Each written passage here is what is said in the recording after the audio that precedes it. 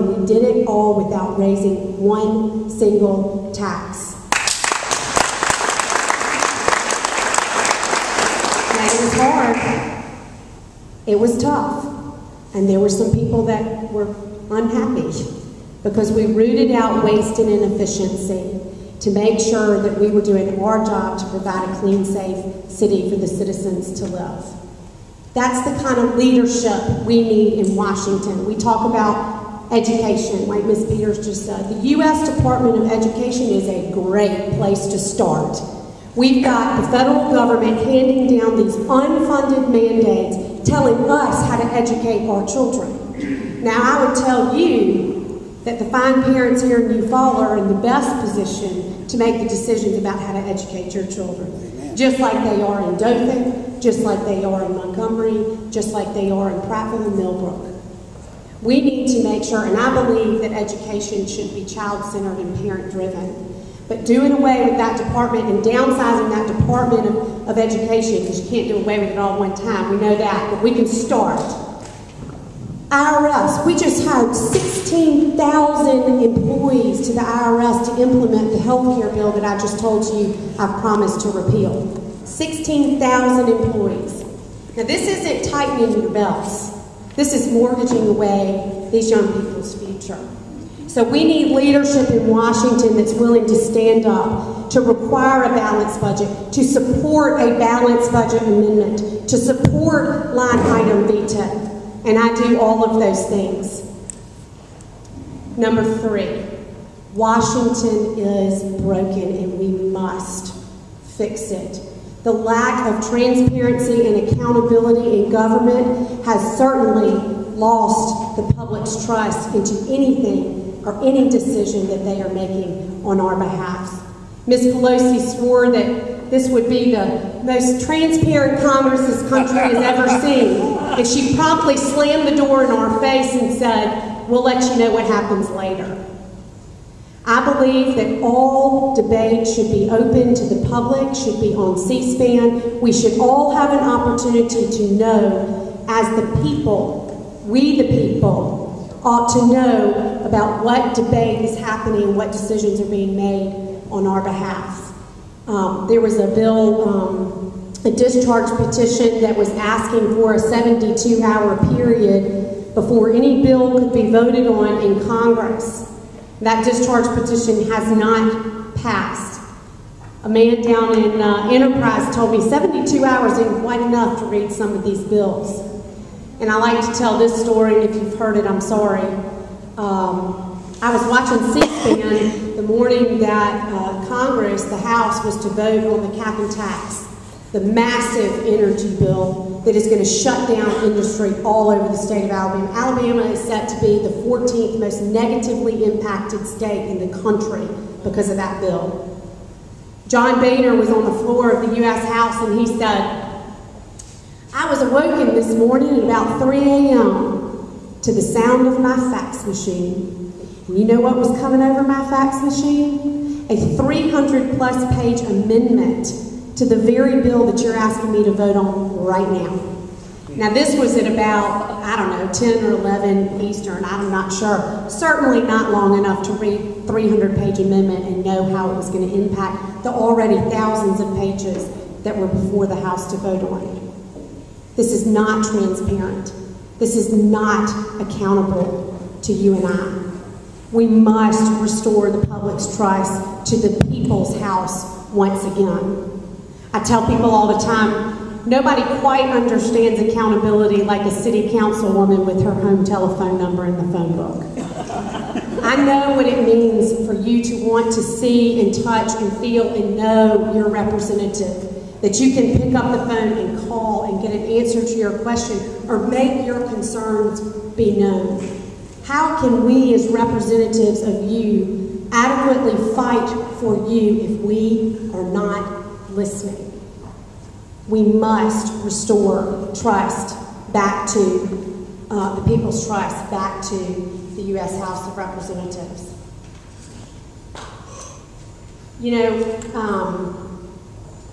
I often get the question, I usually get it in every forum like this, shouldn't Congress be required to abide by the very laws they pass? The answer is yes, they should. And I certainly will support that measure. And lastly, I would state, as it relates to restoring the public trust, that the U.S. House of Representatives, the Congress as a whole, ought to have to state the constitutionality of any measure that they put on that floor for a vote. They ought to have to tell us where in the Constitution it gives them the authority to legislate it in the first place.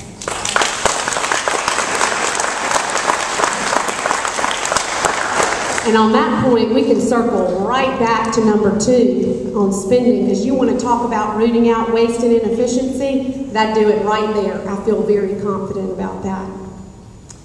My last point, and then I want to hear from you, is we need a stronger America, both at home and abroad.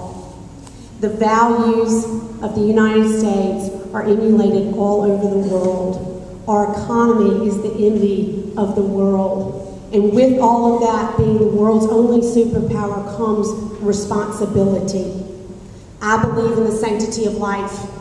I believe in the protection of the Second Amendment. And I believe in the central role of faith and family in our lives. And as your representative, you can rest assured, if given the opportunity to represent you, I will not waver from my core values that I believe you and I share.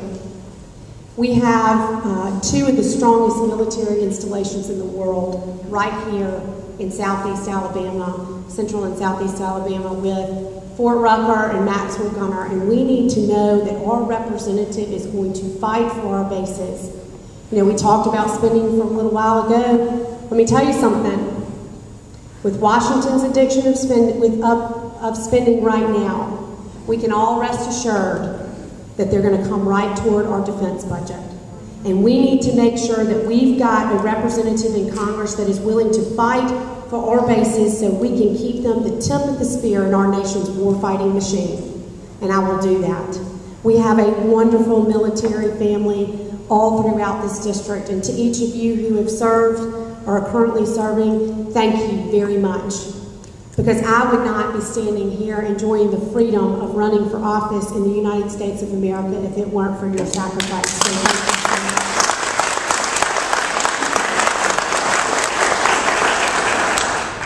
I was at a breakfast early, I guess it was late last week,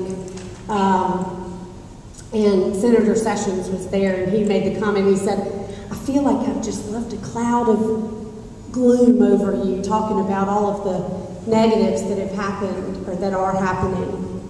But let me leave you with this, and then I'll answer your questions. And this is real hope.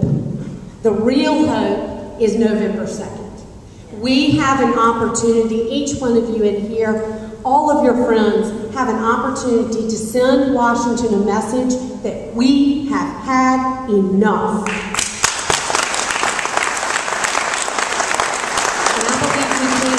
And I believe we will. My opponent was quoted in the Montgomery Advertiser as early as this morning saying that his vote for Nancy Pelosi was largely ceremonial. Now, if I could leave you with anything, let's all be real about this. That vote is the most important vote, and it's the first vote that any congressman makes, and I can pledge to you that I will not vote for Nancy Pelosi.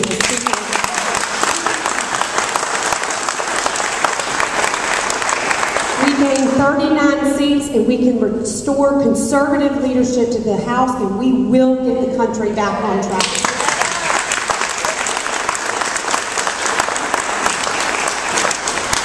Thank you for letting me be here with you. I talked about 15 minutes, so now we can have 15 minutes for questions, however long y'all want. So thank you for letting me be here with you, and I'm excited about getting to hear from you.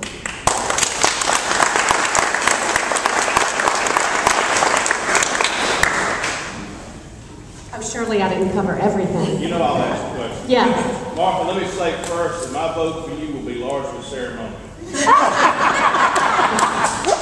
Let me also say this, or ask this question, and I think I know the answer, but I'm an old theorist.